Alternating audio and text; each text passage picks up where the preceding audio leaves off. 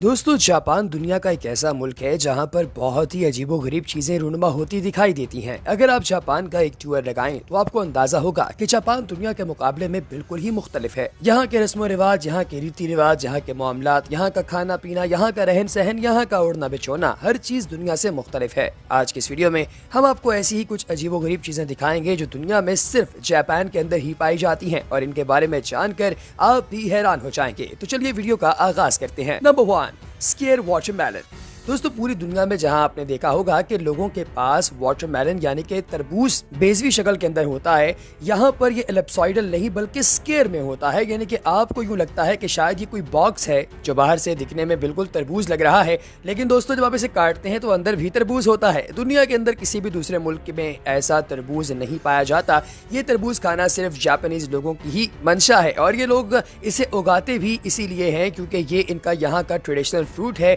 और जब भी कभी इनका कोई फैमिली इवेंट आता है या फिर कोई जर्नल त्यौहार आता है तो उसके दौरान स्केयर वाटरमेलन को बहुत ही ज्यादा बेचा और खरीदा जाता है। ये सच में बहुत ही आला और बड़ा ही अमेजिंग है। क्या आप भी स्केयर वाटरमेलन खाना पसंद करेंगे? हाँ या ना, कमेंट सेक्शन में जरूर बताइएगा। Number 2, ramen noodles bath. दोस्तों, जापान में जहाँ और चीजें बहुत ही अजीबोगरीब हैं, वहाँ पर इनके नहाने के तरीकाकार भी बड़े ही डिफरेंट हैं। आपने सुना होगा कि पुराने वक्तों में मलिकाएं जो है वो दूध के अंदर नहाया करती थी ताकि उनकी स्किन सॉफ्ट और फ्रेश रहे, लेकिन जापानीज लोग ऐसे हैं जो कि रामेन नूडल्स के अंदर अपना बाकायदा बाथ लेते हैं। और ये लोग ऐसे अजीबोगरीब हैं जो कि इस नूडल्स के बाथ के दौरान इन नूडल्स को खाना भी शुरू कर देते हैं। कुछ लोग तो ऐसे हैं जो किसी बड़े शख्स को यानी कि अपने किसी मंत्री वगैरह को नूडल्स का बाथ देने के बाद इन नूडल्स को आम रेस्टोरेंट्स के अंदर बेचना भी शुरू कर देते हैं और लोग इन्हें खाते भी हैं मजे लेकर। इसी तरीके का एक और बाथ भी यहाँ पर लिया जाता है और वो बाथ किसी और चीज का नहीं बल्कि वाइन का है। दोस्तों,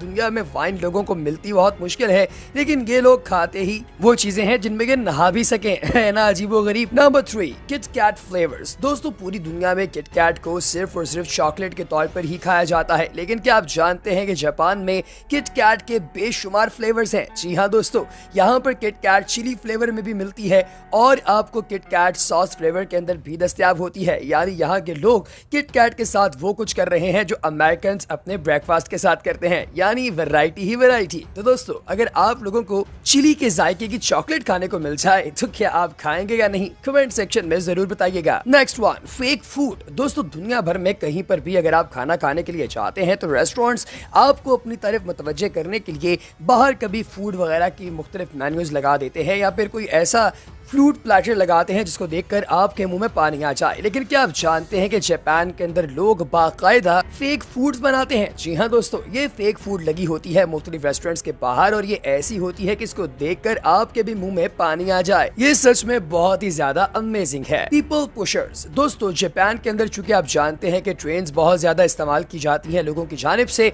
और लोगों का रश भी बहुत ही ज्यादा होता है, लिहाजा यहाँ पर बाकायदा ड्यूटी लगाई जाती है इंसानों और मशीनों की कि वो लोगों को पुश करके ट्रेन के अंदर घुसाए और कुछ लोग जो ट्रेन के अंदर से बाहर निकलना चाहते हैं उन्हें भी ये फैसिलिटेट करती है। दोस्तों, दुनिया में किसी और भी जगह ऐसी कोई भी फैसिलिटी पाई नहीं जाती। जो लोग जिनको इस चीज के लिए हायर किया जाता है उन्होंने सिर्फ और सिर्फ लोगों को धक्का लगाना होता है। तो इसका मतलब ये हुआ कि भैया धक्का लगा और पैसे कमा। Rabbit island. दोस्तों, जापान के अंदर बाकायदा ऐसा जजीरा है जहाँ पर सिर्फ और सिर्फ खरगोश पाए जाते हैं। इस आइलैंड का नाम ओकुनोशिमा है और ये 1950 से 1970s के दरमियान तैयार किया गया और यहाँ पर जितने भी रैबिट्स हैं इन सब के ऊपर बायोलॉजिकल टेस्टिंग्स की जाती हैं। पूरी खुरा फोटोग्राफ्स। दोस्तों, जापान के अंदर एक बूथ के अंदर जाकर आप अपनी फोटोग्राफी कर सकते हैं और फिर फौरी तौर पर ग्रीन स्क्रीन को अपनी मर्जी के मुताबिक मोल्ड करके आप जैसी चाहें वैसी बैकग्राउंड तैयार कर सकते हैं और फिर उसके बाद आप उसको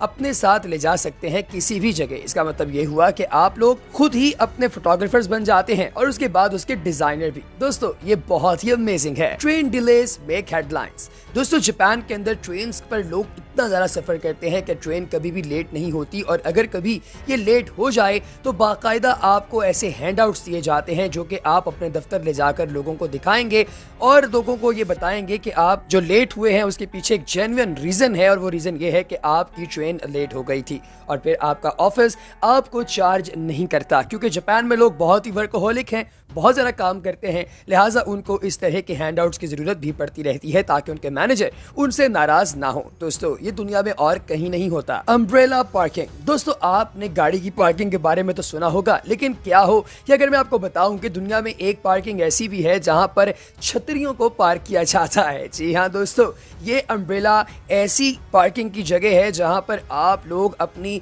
छतरियों को बाकायदा पार्क कर सकते हैं, इन्हें लॉक करते हैं और फिर उनकी चाबी लेकर अपने साथ चले जाते हैं। दोस्तों, यहाँ पर आप लोगों को अक्सर औकात बारिशों का माहौल मिलता है, इसलिए छतरी तकरीबन हर शख्स इस्तेमाल करता है, लेकिन ये गीली छतरी आप अपने ऑफिस के अंदर नहीं ले जा सकते, इसलिए आपको इसे बाहर ही पार्क करना पड़ता है। Millions of vending machines. दोस्तों, क्या आप जानते हैं कि जापान के अंदर लोग बहुत ज्यादा खा पी नहीं सकते, यानी कि इन लोगों को इतना वक्त ही नहीं मिलता कि अपने प्रॉपर मील्स ले सकें, इसलिए ये चलते फिरते कुछ ना कुछ खाते पीते रहते हैं। और दोस्तों, ऐसे खाने पीने के लिए इन लोगों को हर तीसरी गली के नुक्कड़ पर एक वेंडिंग मशीन मिल जाती है जहां पर ये सिक्का डालते हैं और फिर उससे जो भी इनकी स्नैक्स वगैरह निकलते हैं या कोल्ड ड्रिंक्स वगैरह निकलती हैं उनको पीना और खाना शुरू कर देते हैं। जापानीज लोग इसी तरह जिंदगी गुजारते हैं। आपको कोई एतराज है तो मत जाइए जापान। Silent karaoke. दोस्तों, आपने अपने अक्सर दोस्तों को सुना होगा जो बड़े ही घटिया किस्म के सिंगर्स होते हैं और आपको लगता है कि भाई ये तो बहुत ही बुरा गाता है, लेकिन दोस्तों, क्या आप जानते हैं कि जापान में